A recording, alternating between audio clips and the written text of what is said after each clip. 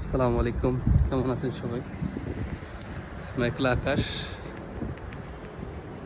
ইফতারের আগে মুহূর্তে দেখে মেঘাচ্ছন্ন হয়ে আছে।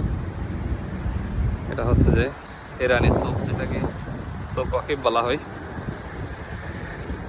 একটু পরে ইফতারের আজান দিবে, মাগরিবের আজান দিবে, ইফতার শুরু হবে। সো পরিবেশটা একদম ঠান্ডা হয়ে আছে। মহান আল্লাহ তাআলা চাইলে কি না পারেন, এই গরমের দেশে কখনো ঠান্ডা বানিয়ে দেন, আবার কখনো গরমে একদম উত্তপ্ত করে দেন। মহান আল্লাহর ইচ্ছা, এটার ভিতরে হয়তো হিকমত লুকিয়ে আছে, আল্লাহর নিয়ামত, এই আর কি।